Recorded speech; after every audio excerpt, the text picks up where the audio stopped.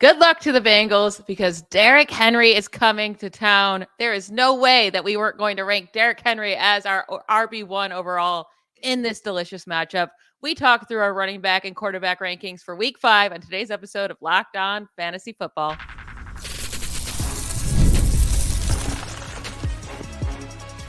You are Locked On Fantasy, your daily NFL fantasy podcast. Part of the Locked On Podcast Network, your team every day. Welcome into the Locked On Fantasy Football Podcast. I'm one of your co-hosts, Michelle Magdziuk, and when I'm not doing this, I'm a researcher and fantasy analyst with NFL Network. And I'm your other co-host, Vinnie Iyer, and I'm not doing this. I'm writing about NFL fantasy and betting for sportingnews.com. Before we get in the show, I'm going to wish my co-host, Michelle, a happy birthday. The best present you can do, subscribe to our show on YouTube and wherever you get your podcast. Please, that would be great. That would make your day even better. So happy birthday, Michelle. Let's do this here. Yes, thank you so much. And yes, please subscribe. That would make my birthday so fantastic. Thank you. Before we get started into our running back and quarterback rankings, I want to let everyone know that today's episode is brought to you by FanDuel. Place your first $5 bet and you'll get started with $200 in bonus bets guaranteed. Visit FanDuel.com to get started. Like I mentioned at the top before the intro here, Derrick Henry is obviously our running back one. I mean, with the way he's been performing up against the Bengals who can't stop the run at all, who else were we going to put here? Yeah, the Bengals have been really worn down. The Ravens, I think, have found their groove on their offense. It's certainly not getting the ball into Mark Andrews' hands or Zay Flowers' hands. It's basically the Lamar Jackson and Derrick Henry and a little bit of Justice Hill show on the ground. And that's what the game plan will be against the Bengals this week. So, yeah, no brainer there. I think it was very close, actually, between him and Jordan Mason. Jordan Mason was close. Yeah, he's killing it. I mean, if you had him and Christian McCaffrey, you're not even feeling any effects here because you just plugged in Mason and are pretty much getting McCaffrey's value. Yeah, Mason's been great. He's my running back 3 this week. He's your 2. I'm fine with him being 1 or 2, honestly, as well. But I just have Alvin Kamara up there. He's just been so safe with those receptions. You have Kamara at 5. Like, those 3 are just plug and plays along with Kyren Williams, who's just been getting so much of the work. So Kyren Williams is your running back 3. He's my 4. But the guy I want to talk through here is the one that went off last Monday on Monday night, Kenneth Walker. I have him at running back 5. You have him at 7. It's not just because of the 3 touchdowns. It's because of the workload he got immediately after coming back from the injury. He looked fantastic. Like, he was so hard to bring down, and he gets a great matchup against the Giants. So with the buys, I should have brought up Saquon Barkley, Jahmyr Gibbs, David Montgomery, J.K. Dobbins, Tony Pollard, all on buy. Like, it's getting thin up there, and that's Kenneth Walker, I think, is a top 5 play this week. You have him very close to that as well at 7. Yeah, the Seahawks have been one of the nice surprises here early this season. I don't know if it was too surprising. If we look at the offense here with Ryan Grubb, I mean, they produced a lot at Washington last year with a bunch of NFL talent there, including Michael Penix Jr. So it should not surprise us. This offense is unlocking its best weapons, right? Walker, DK Metcalf, Jackson Smith-Njigba. So I'm excited. The Seahawks, I think, are going to give us a lot of fantasy returns this year, and it continues at home against the Giants, a pretty smash spot there. Yeah, the Seahawks are a fun offense again. They were 2 years ago. It got back to boring last year. So nice to see a lot of great fantasy, points coming from that offense. They've been fun to watch. Now, I wanted to bring up Jonathan Taylor. We ranked him, right? Because we don't really have information yet. They say it's a high ankle sprain. Typically, you miss weeks with that, but I guess it's a really mild one. So who knows? We got to wait through the week to see these practice reports. I highly doubt he practices on Wednesday, which is the day we're recording this episode. But Taylor, right now, you have him ranked at 6. I'm at 7 against the Jaguars. If he plays, right, and he's good to go, and we don't have to worry about him being limited, it's a smash spot against the Jaguars and how much they're giving Jonathan Taylor the ball. Obviously, if he's active, you're starting him. But let's say he's not active. That might be the easier route because we would then know who's going to get all the touches. It would be Trey Sermon, right? Where would you have Trey Sermon ranked? Would he be a top 12 play for you this week against the Jaguars if Taylor is completely out of the game? I still feel like I got burned by Trey Sermon. This was several years ago when we had the 49ers backfield and he was the hype guy and then Elijah Mitchell came in. I feel like there's that kind of grain of doubt in my head still about him, and it's may not go away, and maybe it'll be like Tyler Goodson, and we'll be all like rope-a-doped here by this. I don't know. I don't know if I'm that interested to play him. And there's a lot of good running back plays. I mean, that's the thing. There's been a lot of good deep plays here. So I don't know if I'm going to force Trey Sermon into my lineup. It has to be for someone good. I'm not going to take him out for like somebody who's getting volume, right? It's not going to happen. Like even like a Josh Jacobs who's been struggling, I'm not playing Trey Sermon over Josh Jacobs, right? I'm more looking at it as a flex play because I am not 100% sure he's going to get all the carries. And what's this Colts offense going to look like, right? We don't even know about the Anthony Richardson. So are they going to just put the ball up if it's Joe Flacco there and they can't run the ball? So I'm not quite sure what you're going to get here. I don't like too many variables here. So I would try to avoid them if I can. But if you had Taylor and you were hurting and you needed to play somebody, you'd have to play him. I'm okay with playing Sermon this week if Taylor's out. I will have him ranked as a top 20 guy. Like Jonathan Taylor would be my 6th or 7th ranked guy in the week. If he plays, Sermon won't be there. He'll be more towards like 17, 18, but I still think he's a solid RB to play if Taylor is out. Now, we're pretty different on Aaron Jones here. I have him at running back 10. You have him down at running back 22 against the Jets. He's been just really solid. He's been heavily involved, got 22 carries last week. He's finished as the RB9, 6, and 15 in 3 of the 4 weeks, with that RB24 finish in week 2 with only the 9 carries he got in that game. But with how much he's involved, he's getting the targets 6, 6, and 5 over the last 3 weeks. I like him compared to these other guys. I think he's safer. I think he has high ceiling as well. So why do you have him so low at 22? Because of the matchup? Yeah, I'm not too excited about this game. I think it's going to be a lower scoring game. You have two pretty good defenses on the field. There's going to be some turnovers. There's going to be some ugliness overall. So I just don't want to attach myself too much to this game. Now, you're going to play your principles because you're just going to hope for the best, Brees Hall and Garrett Wilson and Justin Jefferson. But I'm not going to extend too far in this game. I know Sam Darnold's been hot, but I'm not going to suddenly put him in against the Jets defense. Aaron Rodgers, you can't touch.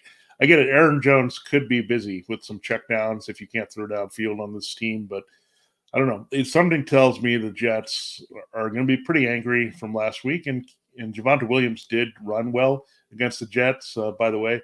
But again, I just don't trust Jones getting that volume. I could see him having a day where maybe limited in the receiving game and gets like 70 yards rushing. If you can get 7 points, that might be good for some. But yeah, I think you can do better than that, and that's why I'm a little bit lower.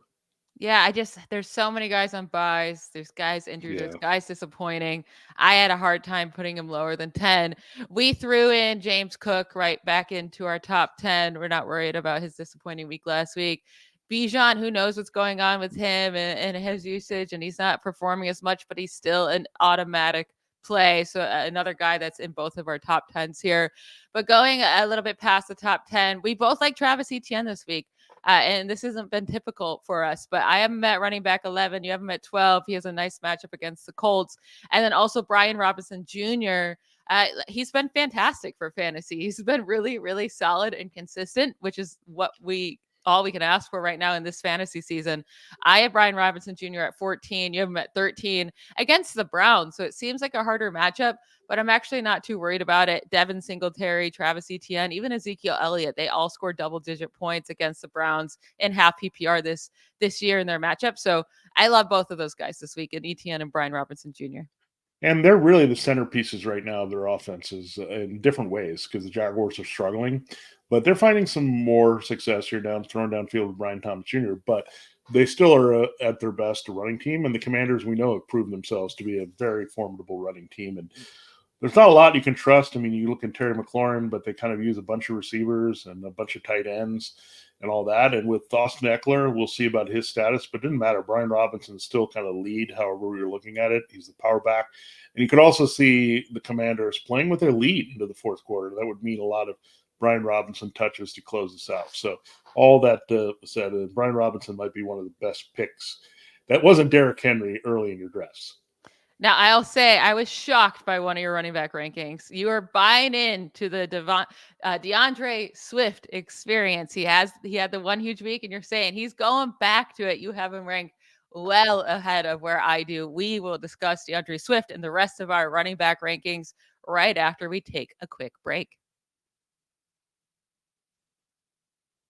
This episode is brought to you by Prize Picks. Prize Picks is the easiest and most exciting way to play daily fantasy sports. Unlike all other apps, Prize Picks is just you against the numbers. All you have to do is pick more or less on 2 to 6 player stat projections and watch the winnings roll in. You can now even win up to 100 times your money on Prize Picks with as little as 4 correct picks. Prize Picks makes it super easy. You just get to scroll through all the passing, receiving, like they put them into little buckets. You can place projections on, the stats that are a little bit harder to get, riskier, make some more money on it. Or if you want to go the opposite end and make it a little bit easier, you can do that as well. What's also cool about Prize Picks is that they're the only real money daily fantasy platform with an injury insurance policy, so that your lineups stay in play even if one of your players gets injured. So if your player leaves in the first half and doesn't return, your Prize Picks lineup still stays live.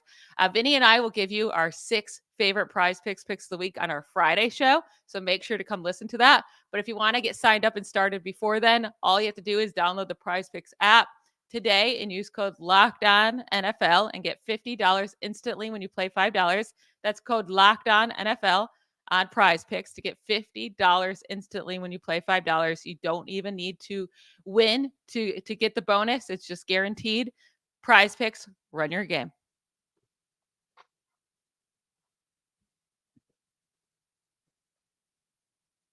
All right, so let's dig into DeAndre Swift here, because you have him as your running back 15 versus the Panthers. I put him at running back 24 because of all the buys, because of all the grossness. He's up at running back 24, but I still feel like that's too high for him. So I was shocked to see running back 15. Why are you so confident in him having a second good game in a row? Yeah, I mean, it's the Panthers. I mean, that's all I can say. And it looks like the Bears want to be a running team. I mean, as much as we want them to open things up for Caleb Williams, it looks like they're going to be a little reluctant to do that. They got back to the basics, feeding Swift, and he just took over the game last week against the Rams. So, and I also think they found to use him in the right way. Like, I think it's like each week is like an experiment on how the Bears should run it. Like one week it was trying to get Rome Odunze going downfield, and Cole Kmet did something. Then Swift didn't do anything. But I think, again, Shane Waldron is a little bit inconsistent play caller. He needs to kind of figure out his guys. I think right now his guys that are going to produce the most are not Keenan Allen, maybe, not DJ Moore as much. I think it's going to be a lot of Kmet and Swift, right? I mean, underneath, intermediate passes, the pass protection's a little shaky for the Bears. So they need to get the ball out of his hands quickly, Williams, that is. So, again, the Panthers have given up some big games. We saw that with J.K. Dobbins, another explosive back who can get into the open field. So that's why I like Swift. Again, will the Bears somehow fool us and go to Roschon Johnson and give him 20 touches? They probably could. Who knows? It's Shane Waldron, but I'm just going by the vibe from last week and saying, why wouldn't you go right back to that formula at home if it wins you a game that well last week? They have allowed a lot of fantasy points to running backs. I'll give you that. But so did the Colts before they got to face the Bears. So I have a hard time really trusting it. I want to see it one more time before I trust it. I do think he's a viable play, right? He has the upside. We saw it last week, and it's a nice matchup. Just a little bit worried. That's all. Now, one guy that we agree on, it's Devin Singletary. Now, it did pop up today that he's missing practice with a groin injury. Kind of hoping that's just like a Wednesday vet day off. Really check that on Thursday. That's when we'll know for sure how serious this groin injury is or not, and if you'll be playing this upcoming week. But he gets the Seahawks, and Devin Singletary's been a good running back. He really disappointed in fantasy last week, but we both think he'll bounce back. I have him at running back 17. You have him up at 14. Yeah, my only concern is our team's going to start compressing on Daniel Jones, knowing that he's not going to throw the deep ball or take shots downfield. And what if Malik Neighbors doesn't play? That's a little bit of concern here. We'll see. But Devin Singletary is getting the volume. And if there's one guy that's going to touch the ball a lot, it's him. And we saw what Seattle's run defense looked like against the Lions. It can fall apart. I think it's easier to run on them than to pass on them. So I think the Giants have to stick with that game plan. He's just getting volume right now. We'll see if that changes with Eric Gray or Tyrone Tracy Jr. But for now, Singletary is touching the ball too many times to not play, right? Even if he disappointed last week against the Cowboys were very motivated to stop the run. Seahawks might be the same here after the Gibbs-Montgomery show on Monday night. But I do think Singletary, again, as long as he's got that role and is touching the ball and seeing a few catches, that could also help him in this game where maybe the game script will get out of hand. I think it was a little too close against the Cowboys where they couldn't just abandon the run and dump off to him, which would have been great. So I think it gets corrected this week. I wouldn't expect a big game, but he always has a good chance to score.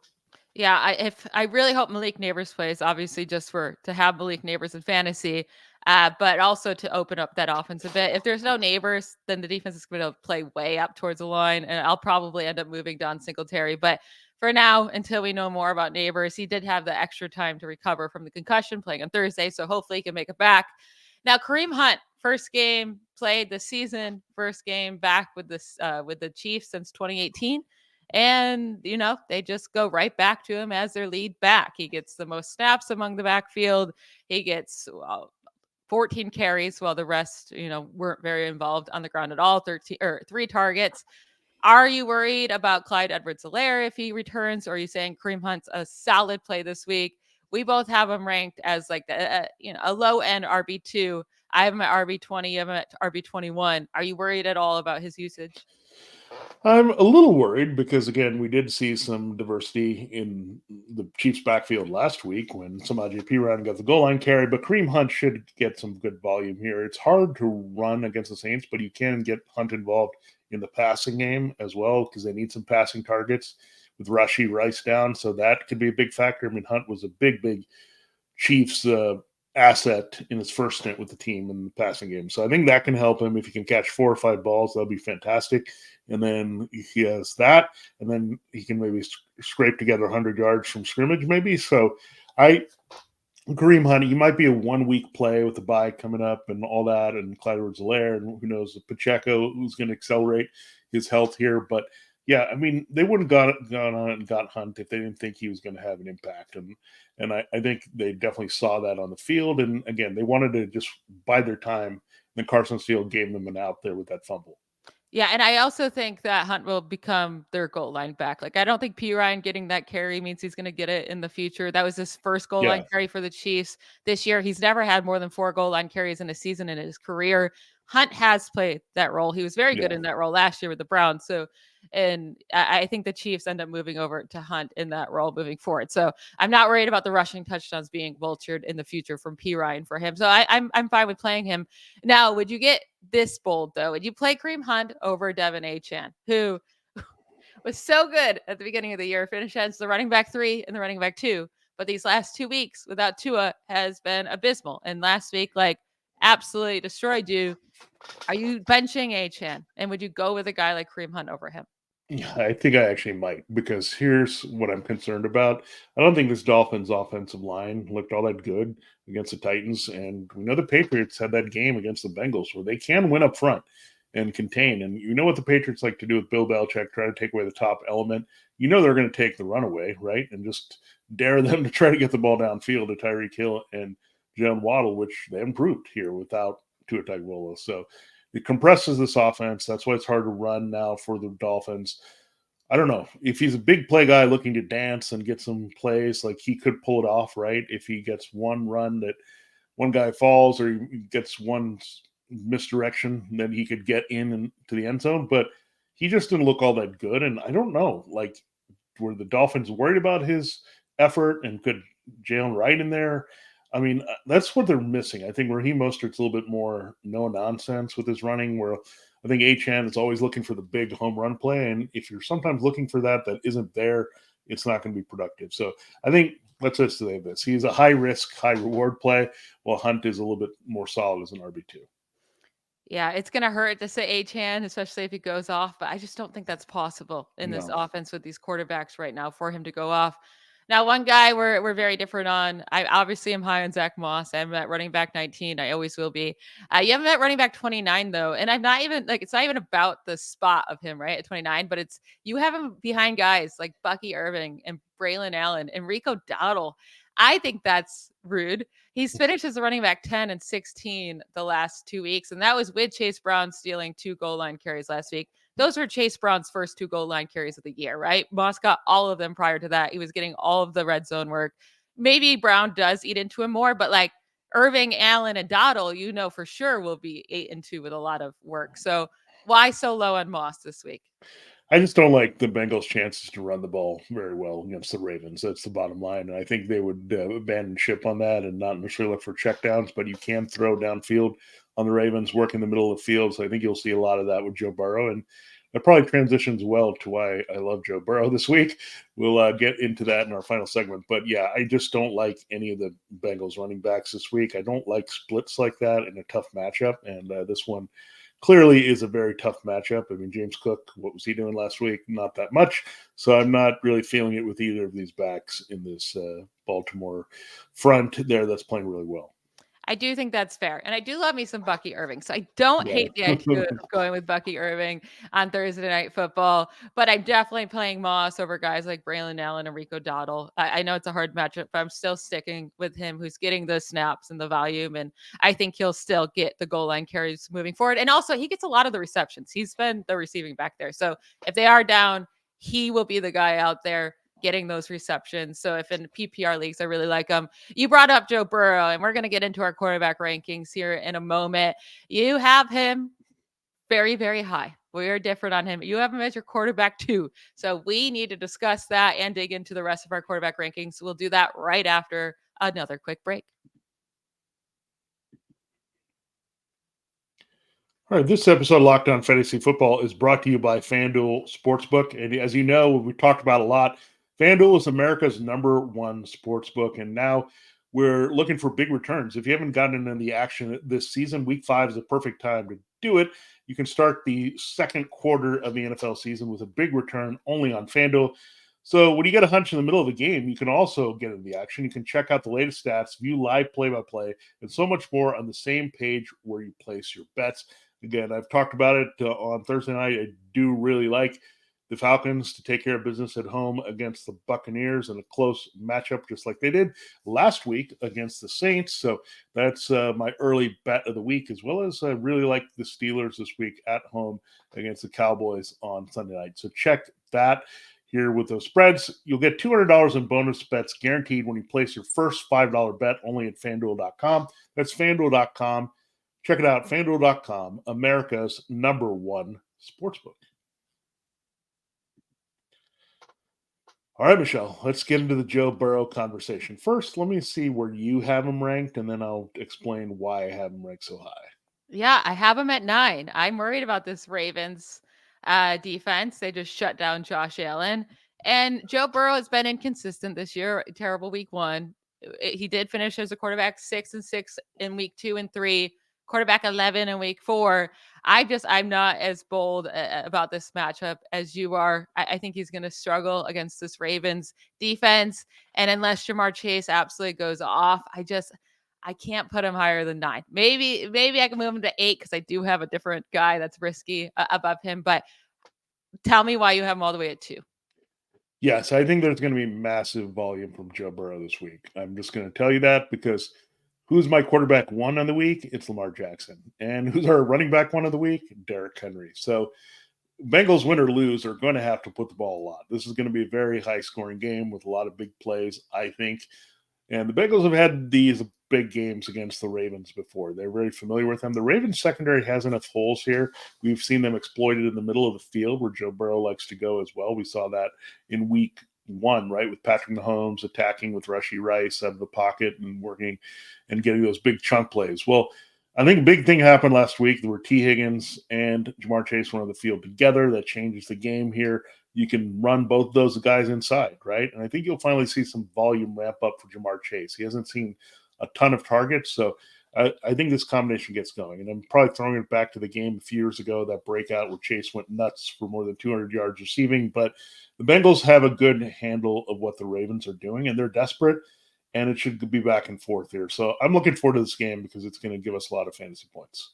Yeah, I mean, I think we need to see a game like Dak Prescott, right? Where the Cowboys went down by a lot and they had to throw a ton to try to So I get think back. it's going to happen. I think that's how you can get a lot of points from him, or they can end up just still suffocating you the rest of the game like they did to Josh Allen. But this game is in Cincinnati, right? Okay, Yeah. that's good. It's not at Baltimore. I think that is a pretty big deal. Now we both have Lamar as our quarterback one. Jaden Daniels has been amazing. He's a top 4 for both of us. Obviously, Josh Allen is right up there. Jordan Love, we really like this week as well. Let's talk about Jordan Love, and then we'll get into another guy we don't agree on as well. But Jordan Love, first game back from injury, they're down 28-0 to start the game, but because of all that garbage time, he just kept chucking it up. They almost made a comeback, and he finishes the quarterback 2 on the week because he got so many passing yards. He did also throw 3 interceptions. So this is kind of what you're going to get out of Love against the Rams. Delicious matchup. I'm at 4, I'm at 6. Like, great play this week. Yeah, I'm only concerned if they're going to step off the gas at some point, because I don't know how much the Rams can be competitive in this one. You can also run all over the Rams, as we saw last week. So really, just pick your poison, do whatever you want against the Rams to put up numbers. So their offense should have plenty of success. It's just picking out where you get the touchdowns from and yards. Really, you can do the will production here. So really start everything you can against the Rams, because you have potential to go off. I know Caleb Williams did not last week, but again, DeAndre Swift was hogging all the yards on the ground. I don't think Josh Jacobs can have that kind of game. I do like Jacobs quite a bit this week because the matchup is being so sweet. But again, Jordan Love and that Packers offensive Matt LaFleur, they're going to have their way with whatever the Rams do defensively. One guy we're also different on, besides Joe Burrow, it's also C.J. Stroud. He has to play the Bills. You have him at 5. I have him at 11. My issue with Stroud is that you really have to hope for those passing yards and touchdowns, right? Like, he doesn't give you anything rushing, but he's been so much better against divisional opponents than non-divisional opponents throughout his career. He has 10 giveaways in his 12 non-divisional games with only 1 in division. His completion percentage drops by 10. Houston's only averaging fewer than 20 points per game, 19.6 points per game in non-divisional games in CJ Stroud's career as their starter, nearly 26 points per game in division. And then also the Bills defense, how they play, it's not great for Stroud. They're very, very heavy zone coverage, 5th highest rate in the league, while Stroud's passer rating is so much better versus man than coverage. His passer rating in versus man is nearly 140, and then his passer rating versus zone drops down to 90. His completion percentage drops down by 10% as well. Like, he's not nearly as effective against the zone, and that's pretty much what the Bills play. The Bills are amazing at stopping downfield passes as well, the best in the league this year, and that's really where Stroud and Nico Collins get all their points. So that's why I have him lower. Yeah, those are all really good stats there. I mean, with the way that C.J. Stroud approaches the game, he's going to have to adjust it a little bit when you're attacking the Bills. You have to throw to the middle of the field. You got to use the tight end, and they do have a good one, Dalton Schultz. I actually like Dalton Schultz this week because they need to use him. Maybe this is when Tank Dell could go, and probably not, because the way they cover in the middle of the field is pretty good at the slot position, right? They're not as good covering backs and tight ends. So you can see some dump offs. We'll see about Joe Mixon returning. So C.J. Stroud has to kind of be patient. And that's usually what happens when you struggle against zone. You're looking for big plays, people protecting against those big plays. But Nico Collins, I just think the volume of Stroud is just going to be high. Again, another game where I'd expect high scoring. The Bills and Texans going after each other.